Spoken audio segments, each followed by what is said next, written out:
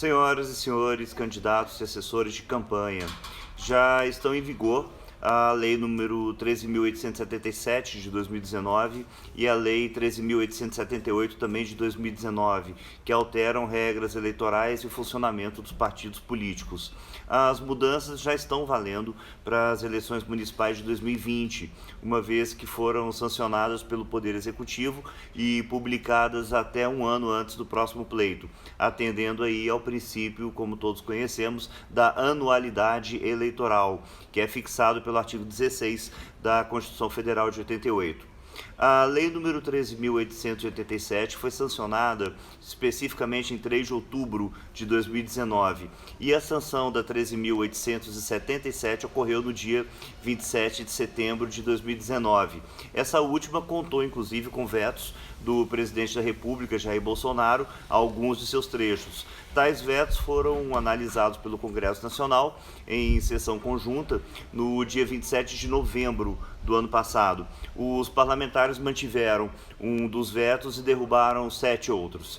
E quais foram as mais importantes alterações na legislação eleitoral para o próximo pleito? Vamos lá. Limite de gastos. A Lei número 13.878 estabeleceu os limites de gastos de campanha para as eleições municipais. O valor máximo para prefeito será equivalente agora ao limite para os respectivos cargos nas eleições de 2016, atualizado pelo Índice Nacional de Preços ao Consumidor Amplo, que é o IPCA, aferido pela Fundação Instituto Brasileiro de Geografia e Estatística, IBGE, ou por algum índice que venha substituí-lo. Nas campanhas para o segundo turno das eleições para prefeito, onde houver, é claro, o limite de gastos de cada candidato será de 40% do limite previsto na lei. Autofinanciamento. O texto da lei número 13.878 também introduziu um limite para os investimentos que os candidatos poderão fazer em suas próprias campanhas, é o que a gente chama de autofinanciamento. O autofinanciamento poderá ser realizado até o total de 10% dos limites previstos para gastos de campanha no cargo concorrido. Pagamentos de honorários. Bom, está previsto agora na Lei 13.877 que o pagamento de honorários advocatícios e de contabilidade no curso das campanhas poderá sim ser realizado também com recursos do fundo partidário e do Fundo Especial de Financiamento de Campanha, o nosso fundo eleitoral. Isso era uma matéria que vinha dando problema há muito tempo e agora foi pacificada.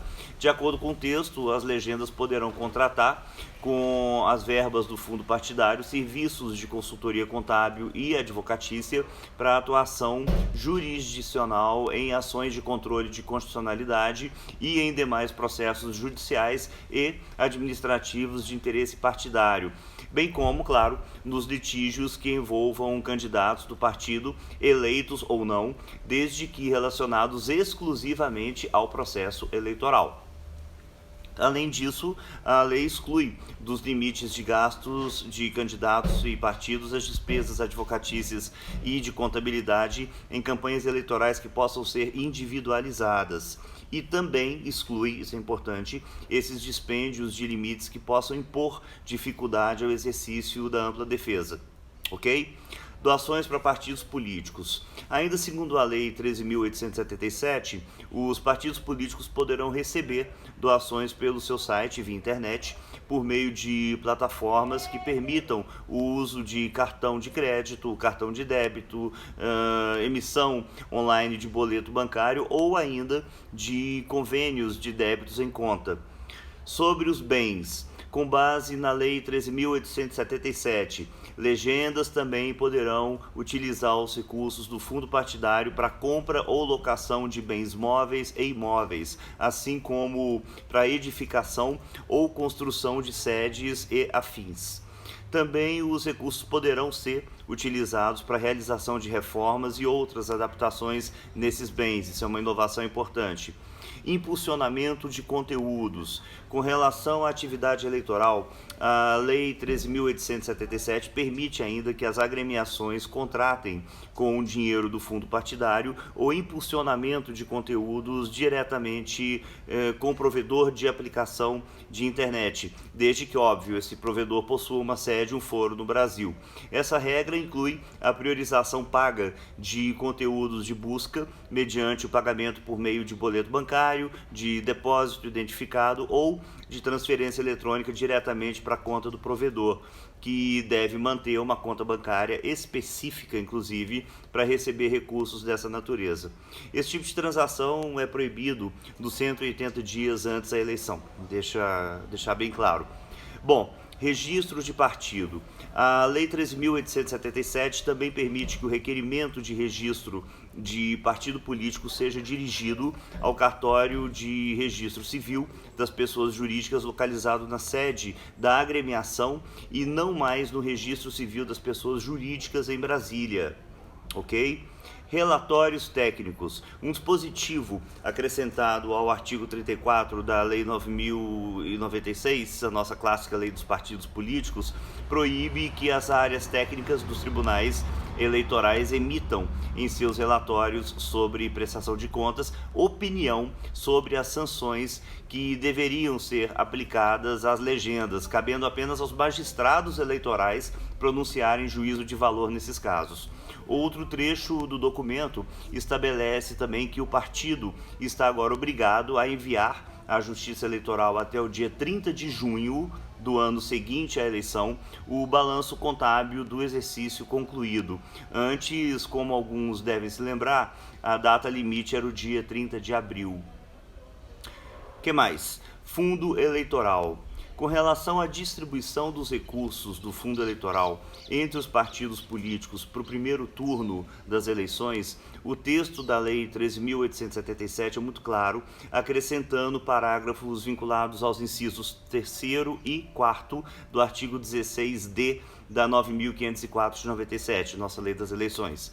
Os incisos dispõem, respectivamente, que 48% das verbas do fundo eleitoral deverão ser divididas entre os partidos na proporção do número de representantes na Câmara dos Deputados, consideradas as legendas dos titulares, e 15% deverão ser repartidos entre as legendas na proporção do número de representantes no Senado Federal, consideradas as agremiações dos titulares.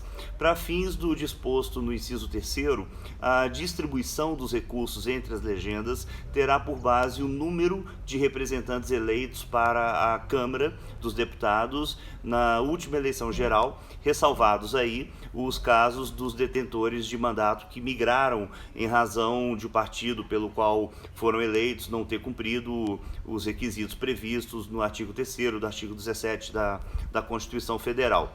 Já em relação ao inciso 4º, a distribuição dos recursos entre os partidos terá por base o número de representantes eleitos para o Senado Federal na última eleição geral, bem como os senadores filiados à legenda que, na data da última eleição geral, se encontravam no primeiro quadriênio de seus mandatos. Pela lei, os partidos que não quiserem receber recursos do fundo eleitoral, que não quiseram, poderiam ter comunicado ao TSE essa renúncia até o primeiro dia útil de junho do ano eleitoral, prazo que já passou, sendo proibida a redistribuição da verba objeto da renúncia aos demais partidos. Abraço.